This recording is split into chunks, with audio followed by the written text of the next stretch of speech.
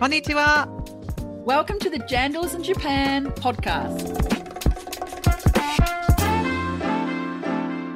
Kia ora, Catherine. Konnichiwa, Jane. Autumn is here and we are happy. We are happy. The sultry summer has finally disappeared. Hooray for that. We're cold climate people, aren't we really? Yeah. Yes. I'm happy, but my body is still adjusting. So, yeah, it's feeling cold and it's only 14 degrees or something. So, we're coming down from 34 to 14 is a big It's pretty jump. chilly, right? It's the blanket goes on top of the bed. The slippers start to come out for the little tootsies. It's kind of It's a chilly. koromogai season. Oh, my God. Changing all the clothes over, etc. But it's also the time for eating and studying, as the Japanese people say. This time of year, lots of different delicious foods come out and people start to buckle down on their studies now that they can concentrate again and their brains are working. Exactly. What are they studying for? Is it New Year next year for getting into universities and schools? Is that right? Wow, yes. In sort of January, February next year, it is the big entrance examination season. And so if you have a kid who is going into high school or university, they will be starting to knuckle down and get on with their exam preparations now. So I guess if people are talking with counterparts and even in business here, they're probably, if they're parents, dealing with this kind of thing with their kids studying. So it's a good topic to talk about, isn't it? I find a lot of people who I know, I'm helping my child study this weekend, I can't do something. And it's quite an intense The whole period. family is involved in this, right? It's not just the kid who is studying. Everything gets put on hold while the kid is focusing on this. So nobody's allowed to have any fun, right? So the rest of the family cancels the New Year festivities and the Christmas events and all of that so that everybody is focused on this one or two kids getting through their test. So, yes. So the delicious food part helps the study. I know like studying with chocolate on the side is always very helpful, right? But is that kind of what we're going at? Getting nutrition, maybe not from the chocolate, sorry, but from other foods in Japan? Like I know now chestnut something is very delicious for most people. I don't really love it. I'm growing used to it. But it's not one of my favorites. But is there something else that people are eating while they're studying, like typically? I think at this time of year, if you live in Japan, you will hear the ishiyaki truck going around, which is the stone grilled, baked, sweet potatoes truck. True. And he goes around, plays a little song, and you think, what on earth is that? It sounds terrible. But it's actually the studying food, and it goes around at night, right? So it's kind of like a late evening snack, about sort of 8 p.m., 9 p.m. for, the studying kids, and probably the parents go out and grab the one from the truck as it goes by. I hadn't thought that. Yes, it is at night. And you think, well, they're wanting the starch or the stamina or that's warm, right? So it gives you that extra boost probably to get through your last 700 kanji or whatever you need to do. Oh, very interesting. Well, it's so interesting to talk about food because today's episode is also about food. It is. Yeah, today's guest is Lindsay Gray. And we've pulled him out of the Tokyo American Club where he is the executive chef. And we've asked him to come on the show and talk about all things food related. It was so amazing speaking with him. He's such an experienced executive chef. He's doing a lot here with using New Zealand ingredients in food as much as possible. He's serving to celebrities and the average Tokyo American Club member like myself, who is always looked after very well by the food there. I loved his motto. Yeah, your hobby is your job.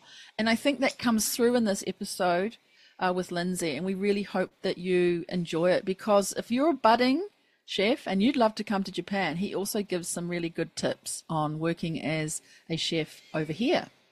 And my voice is terrible in this episode because I was having one of those terrible throat colds where I couldn't speak. Anyway, you will hopefully be able to follow what I'm saying. So that's why my voice is not very good in the following episode. Yeah, let's hear it from Lindsay.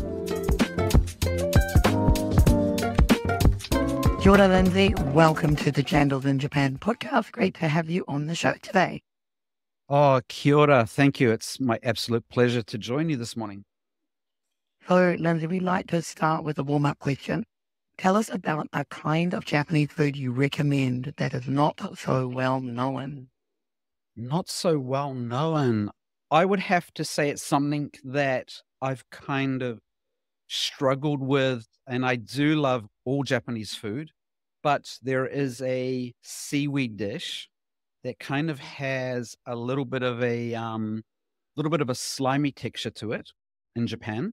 And they also usually marinate it in vinegar. And it's actually on the tip of my tongue. And I'm about to get it Mozuku? very Mozuku? Mozuku. Yes. Correct. And I've had it a couple of times. And the first 2 times I had it, I couldn't enjoy it as much as I should have. Maybe that was the preparation. But more recently, I've had it a couple of times and I really loved it. But I do struggle with slimy and sour. But it's a pretty good, healthy, very healthy dish. And not many foreigners know it until you actually come to Japan. Yeah, that's a good one. Mozuku is what it's called. Mozuku, yeah. Yeah, and I agree. The slimy consistency is very difficult to get used to when you are learning how to enjoy Japanese cuisine. But don't give up, because you too can get used to slimy and sour. Correct. Or, all the different various consistencies that we've always been taught are rotten, right? To me, that was always rotten, bad, do not eat. But in Japan, that's not really the case. Correct, yes. I think there's only a couple of cuisines in the world actually that include slimy in the texture kind of bag of senses. And I think Japan, Turkey, and possibly Italian cuisine are the only ones. Well, interesting factoid. I did not know that. That's very cool. Well, I'm feeling a bit like slimy now after hearing all of that. I try to avoid the slimy food. There's not much. Like there's natto, which we all know, and there's some of the potatoes that have been grated really, really, really, really, really minutely, and they go a little bit slimy, right? Imo. So I'm going to go the other way. I'm going to go to renkon, which is one of my favorites, a lotus root. I love the look of it because it's like a flower with holes in it all the way around. I love it fried. I love it in a salad. It's one of my go-tos that I think maybe we don't really eat in New Zealand at all. And it's a real Japanese favorite of mine. And so renkon, lotus root, is what I'm going for. It's fantastic. Maybe less common. Maybe some people know it outside of Japan, maybe not so common, but that's my go-to. Jane, are you able to say something that's not slimy? Well, mine is not slimy, but it was also one of those challenging consistencies that I really struggled with the first few years. But that's mochi. Mochi is so delicious. I love it now, but I could not eat it for the first couple of years. It really challenged me. But there's so many things you can do with mochi. You just have to expand your mochi repertoire. But they come in little bricks that you can buy, like already prepared ones, and they whack one of them in the toaster oven in the morning and turn it on and come back like 3 to 5 minutes later and it's all puffed up. Vegemite and butter on that is the bomb. Really? Not shoyu, not soy sauce, Vegemite and butter on the mochi, like baked mochi. For every Kiwi is a bit homesick in Japan, thoroughly recommend that one. Whoa. Have to try that someday.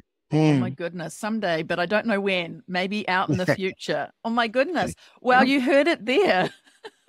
Thank you, Jane. And Vegemite, not Marmite. That's interesting you say that. Not Marmite. Well, we are a Vegemite family, so true. You could try Marmite. It would be equally delicious, I'm sure. Yeah. I'm a Vegemite girl as well. Well, Lindsay Gray, we are so happy to have you on the show here today. You're the executive chef at the Tokyo American Club.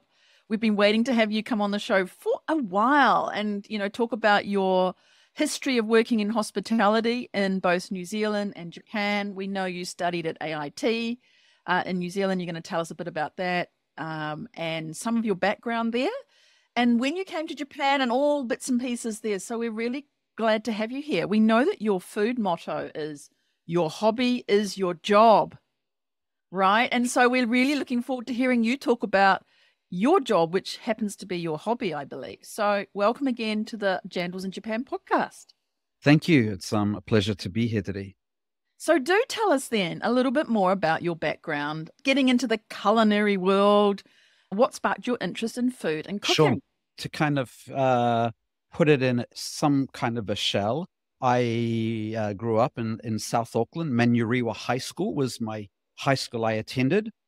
And at point of turning 16 years old and having a little bit of fun when you can at that age, I decided to apply for a position at a culinary school, AIT, on a course which was a very basic cookery course.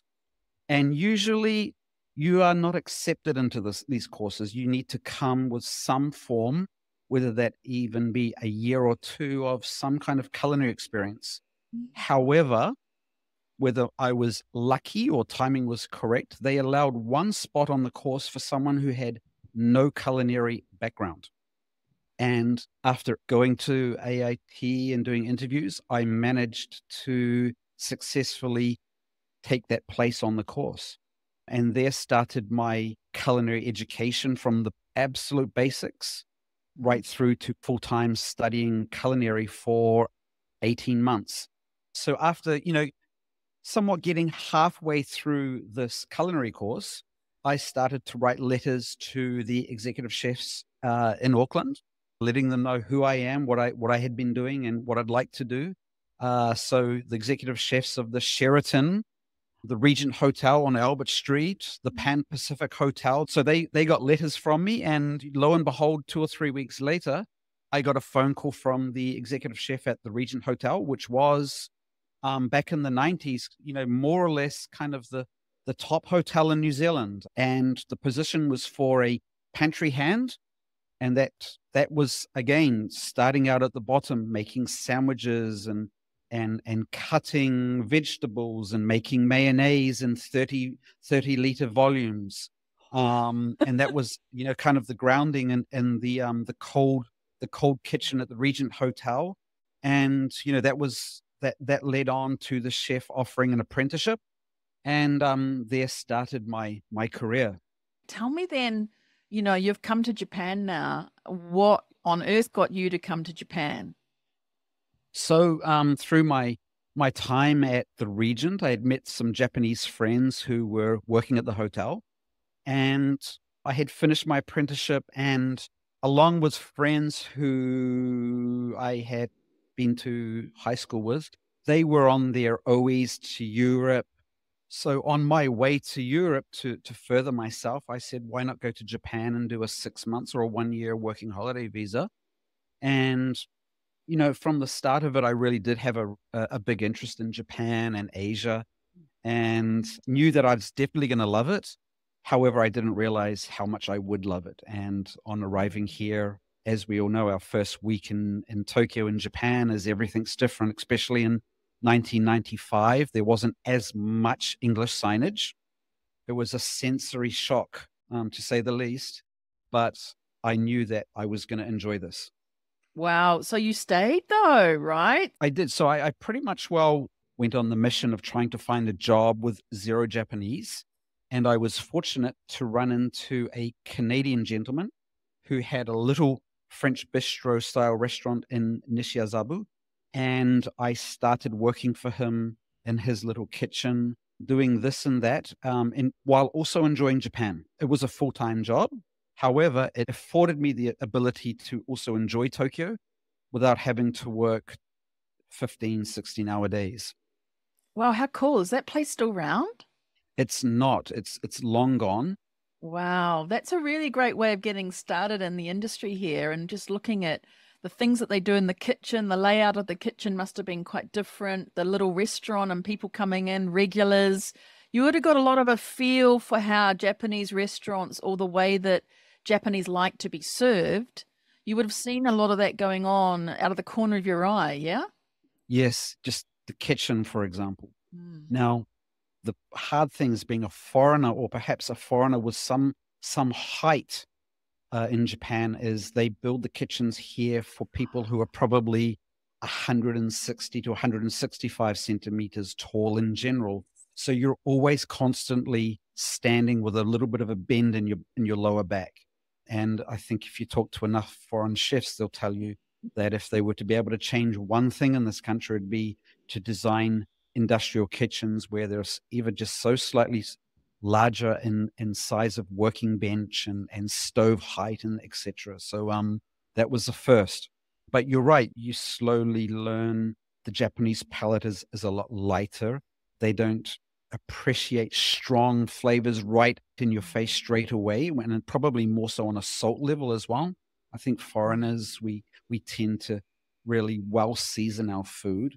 Now, this is back in the 90s. So, I mean, back in the 90s was a little bit different even compared to now in 2024, where seasoning was a little bit more heavy-handed. These days, I think the Western palate's starting to get a little bit closer to Japanese per se in that regards. We're a little bit more conscientious about salt, but back then it was probably a little bit more evident that, we need to be a little bit careful with the salt here. Wow, yeah, I know Japan, to me, what the surprising thing is the amount of sugar and sweetness that is secretly hiding in a lot of foods. That really surprises me. Yes, that is true, yeah. Well, now you've gone from Nishiazabu and a little bistro to being the executive chef at the Tokyo American Club. Yes. Secretly, I really love that you're a Kiwi hanging around the Tokyo American Club. And it's so lovely. I don't know, I must have a GPS because whenever I go into the club, you end up coming out and finding me and we have a bit of a chit chat. And I love it. I love that you're there, and I love introducing you to a lot of the members there, and especially if they're Kiwis, I love introducing you to them. So tell us about how you got into the Tokyo American Club. I'd already been in Japan for more than a few years, and I had really, out of the blue, a letter arrive, and it was an old friend, very dear friend, who we'd kind of lost contact with over a few years. So I had this letter saying, hey, call me, let's meet up. I'm in Japan now working here. So that led to a meeting, and I had realized that a couple of my senpais from the Regent Hotel were now here in Tokyo. Both of them were working at the Tokyo American Club. One had come over from New Zealand and was employed as the executive chef. And my other friend who had sent the letter was his sous chef here at the club. And we engaged in a conversation on what would be the possibilities of me joining them to help with some banqueting work and a change in culinary direction that the executive chef wanted to take at that time. So hang on a minute. The executive chef at the Tokyo American Club then was already a Kiwi? Yes, well, he's an Englishman. English. We'll give him Kiwi-ish to that Englishness, right? Yes, spent enough time in New Zealand, in Auckland, New Zealand. And also, the sous chef was? Originally Hong Kong born, however, lived in New Zealand for more than 20 years. How interesting that was attractive to the club, that they admired, obviously, the region and that experience there, and brought in people from New Zealand to the Tokyo American Club. What year is that? Oh, this is 2003-04. That's really exciting.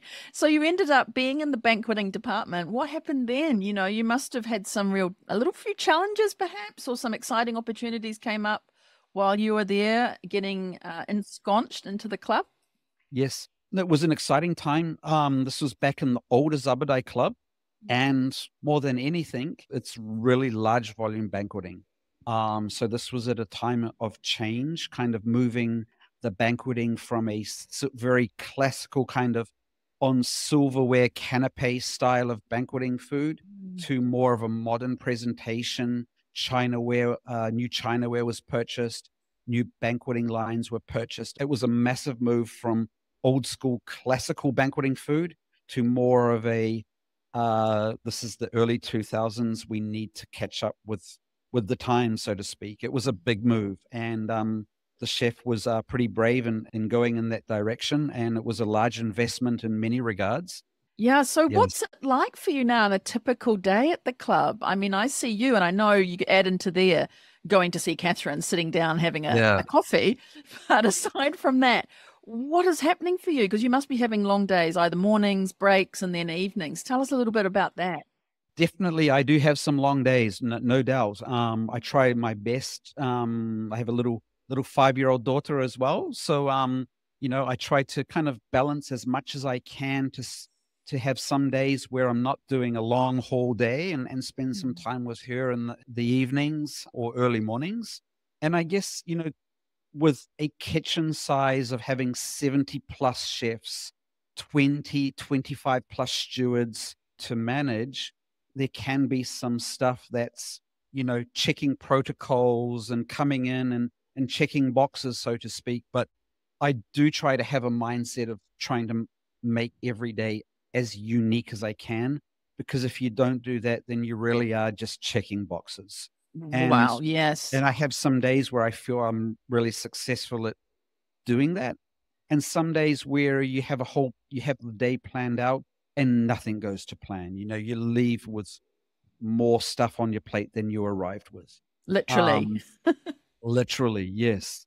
The club is a very dynamic place in Tokyo. And in the space of a few days, I can do anything from an authentic Indian cuisine buffet for 350 people right up to a authentic Jewish New Year celebration for 150 through, again, a special course dinner with special requirements for another group of people, all within the matter of a few days. So it's extremely dynamic. Wow. Just wow.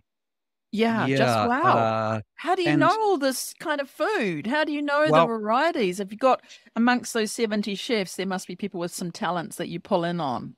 There is. And without that, the job would never get done and started.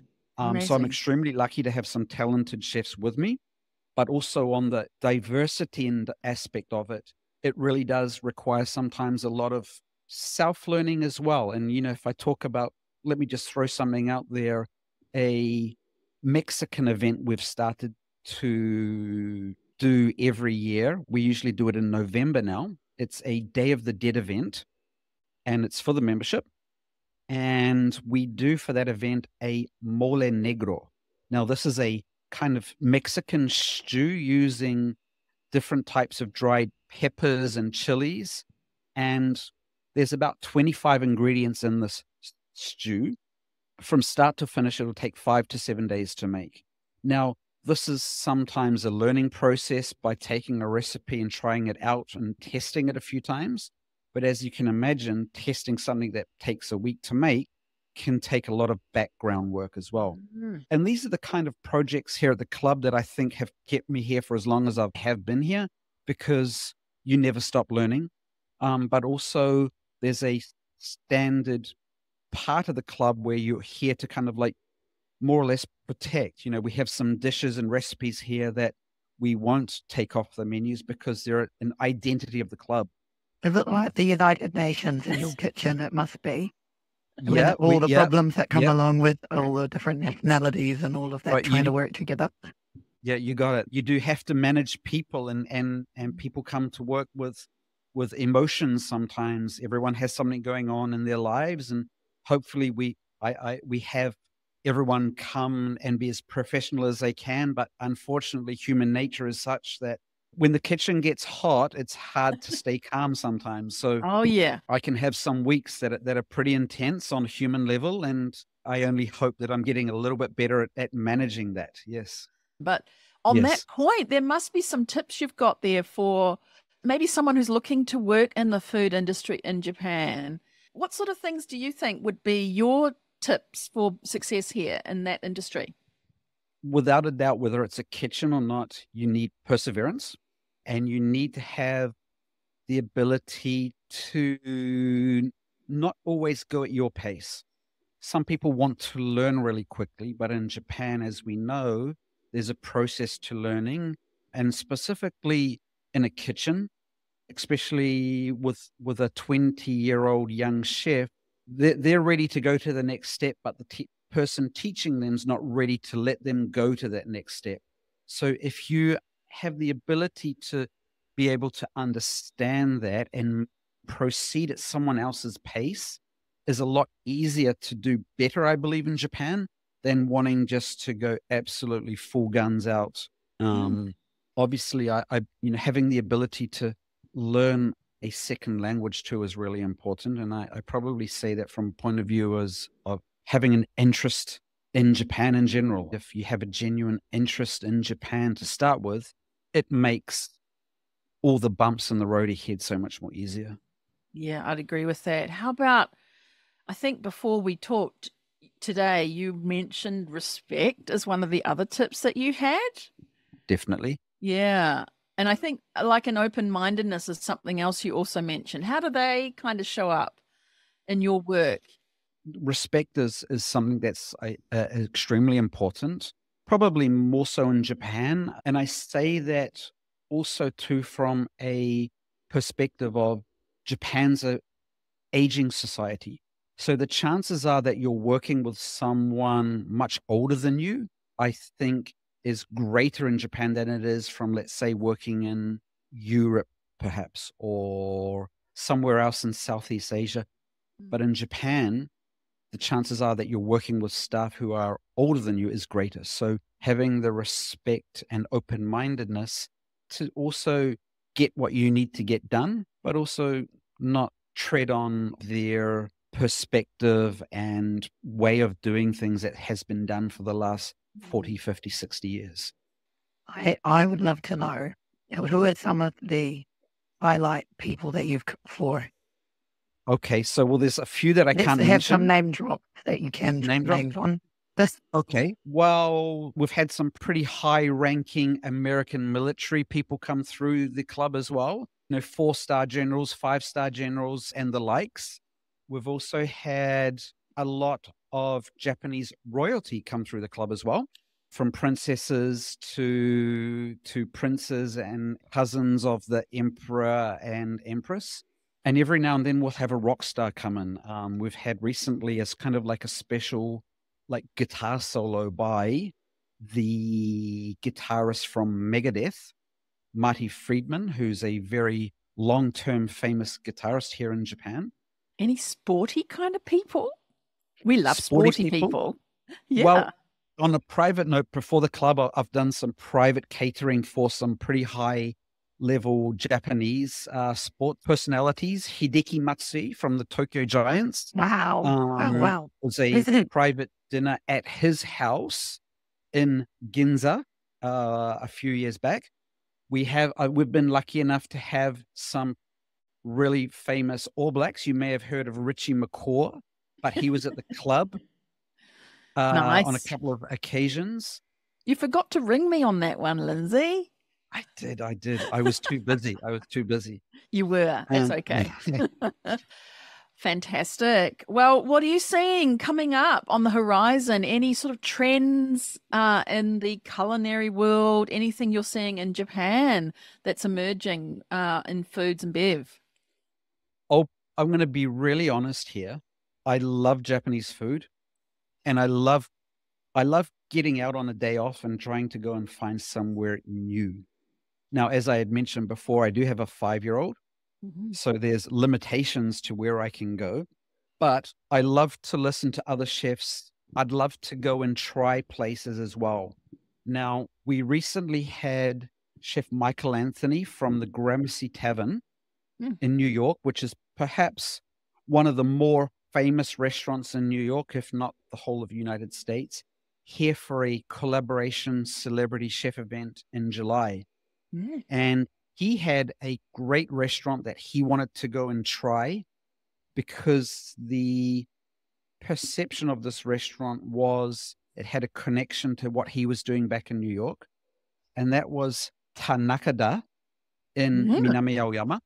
And so that's on my radar. And the reason why I speak of Tanakada is it's a restaurant that focuses on quality of ingredients done really simply in a Japanese style, but the warmth of the restaurant and authenticity and simplicity to the restaurant is kind of one of the hallmarks of their style. And that's something that I feel, whether we are in Japan or overseas, that removing ingredients and just getting down to the quality of the ingredient at hand and using a light hand to help it along so you can enjoy it at its best quality is something that I really enjoy. But also I see in general something where that is a direction where I feel we will go in the future.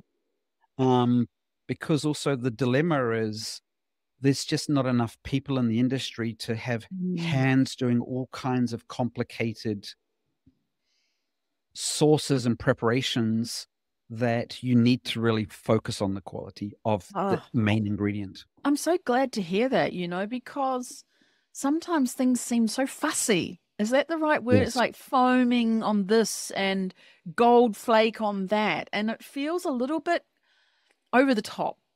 And I really love that you're talking about getting back to basics, and that basics doesn't have to be boring. It's simply bringing out the best of the very immediate ingredients that you need for something to be, as you say, authentic, having simplicity, but bringing out some authentic Japanese flavors. I love that. Yeah. And one of the cuisines I've always really loved, and when I have a friend or family come to Japan, I will always take them to yakitori. And the reason why I say that is, of course, there's yakitori joints in New Zealand and America, anywhere in the world.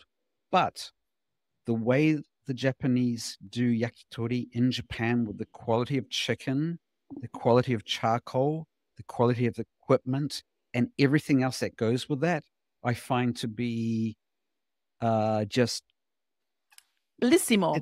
Bellissimo. It's fantastic. It's amazing, because you can go and spend hundreds of thousands of yen or thousands of dollars at a high-end sushi restaurant anywhere in the world, and the fish will be from Toyosu and made by a Japanese sushi chef.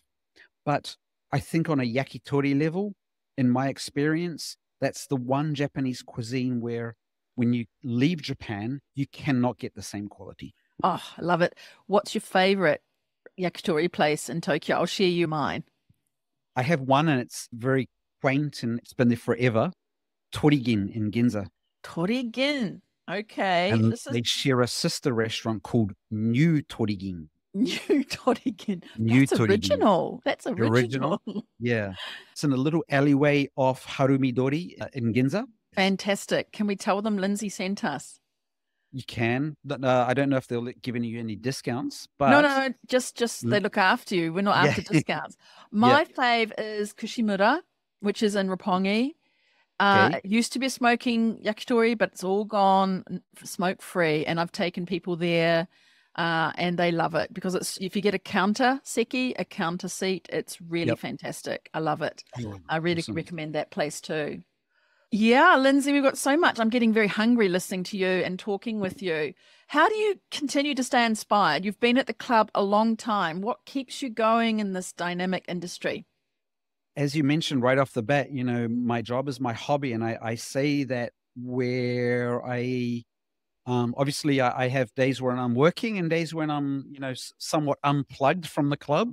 As the executive chef, it can be extremely hard to be unplugged, because even on a day off, you have people calling, vendors with questions, it's endless. However, I love cooking at home as well. I love cooking for my little 5-year-old and my wife, and we have some enjoyable home meals as well.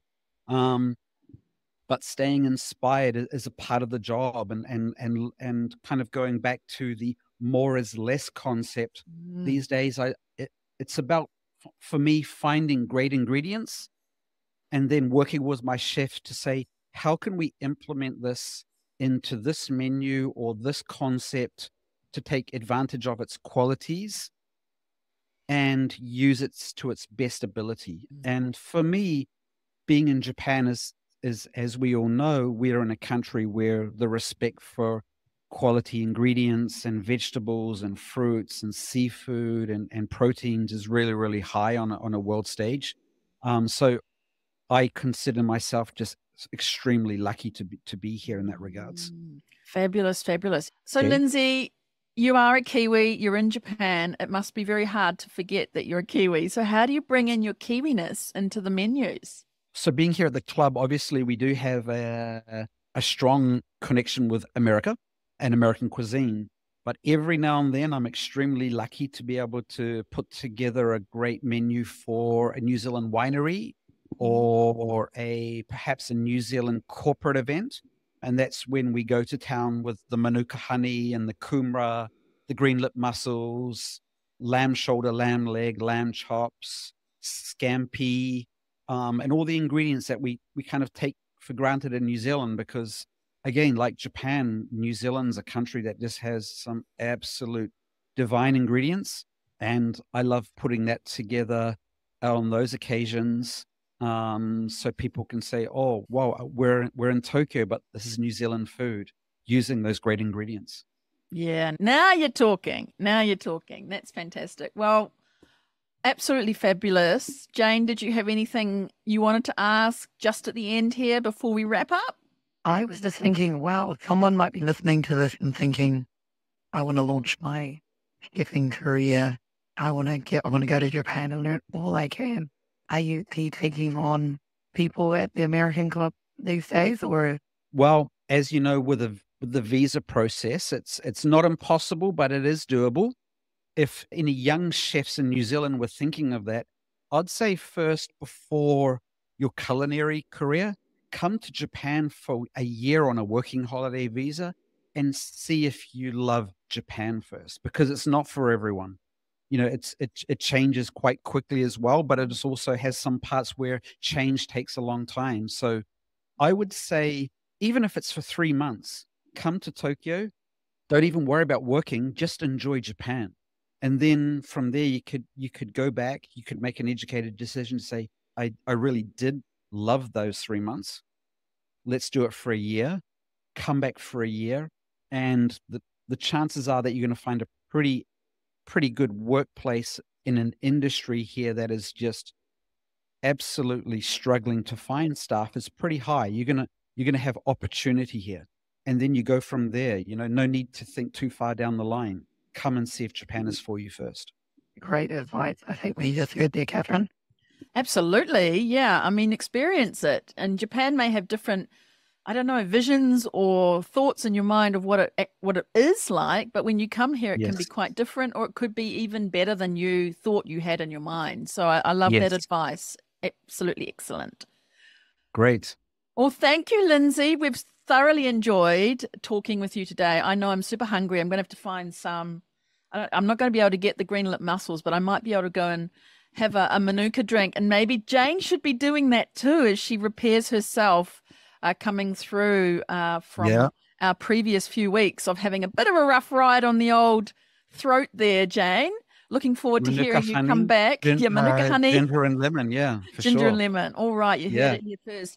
Thanks so much, Lindsay. And of course, you are now a Jandal in Japan. We've enjoyed talking with you. Thanks again. Well, thank you. Thank you so much for your time as well. I'm feeling very hungry. Me too. All of the talk of that food, and especially because I am imagining in my brain the taste of the carrot cake at the Tokyo American Club.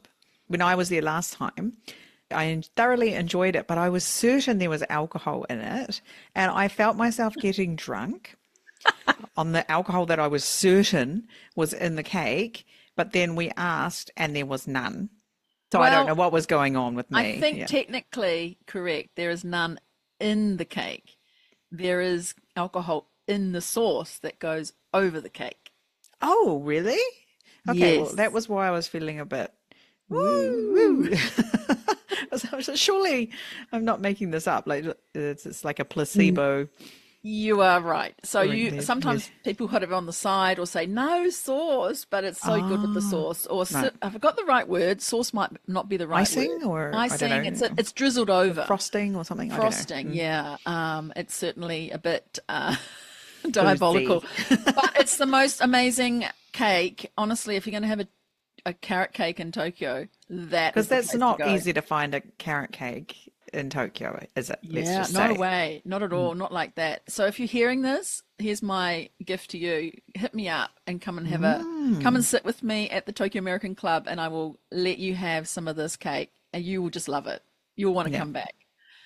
Yeah, and as well as that, I think Lindsay full of gems sprinkled across there. And if you're really, coming to Japan and want to work here, you got it right with Lindsay, didn't you? And I think just his approach, this perseverance, he said respect for other members in his team. He's got such a global team there. You can look through the window and see them all working when you're in the restaurant, and totally different nationalities just by looks, okay? But if we're judging on that, you see lots of people, but also within that, many different kinds of people working there. And I can see how he mentioned about pacing yourself for working with people and adjusting, like moving that scale to adjust to other people, and their learning pace may not be as fast as yours. Yeah, and they might not want to teach you as fast as you want to learn. Oh, yes. You might have to slow it down a bit and learn it a bit more deeply before you're allowed to go on to the next level, even though you think you already know everything and you're ready for the next step. Exactly. You're not. Process of learning for everybody is very different, and I think that came out very clearly, and it's certainly important to understand that in the business world in Japan, probably every other country, but I think especially here, because people might be teach me very fast, or I want to take this slowly. And that brought into that other point of his about open-mindedness. He mentioned that very clearly too, just to be the things that might come up that you're not really ready for, just to be open-minded about all kinds of things that could come up in your workplace. I don't know how he keeps it calm and cool, and he just does. Every time I see him, he stops by for a chat, and I know he's got a million things going on that he has to attend to, but he takes the time. So that personality and that approach to looking after people in the club, I think, is how That's fantastic. I think is a way of making him successful. Thank you so much, Lindsay. Thank you, Lindsay. It was great to hear from you and your slice of life here in Japan. Slice of cake life in Japan. Yeah. I need some cake. All right. More episodes coming soon. Stay tuned. That's all for today. Bye. Bye.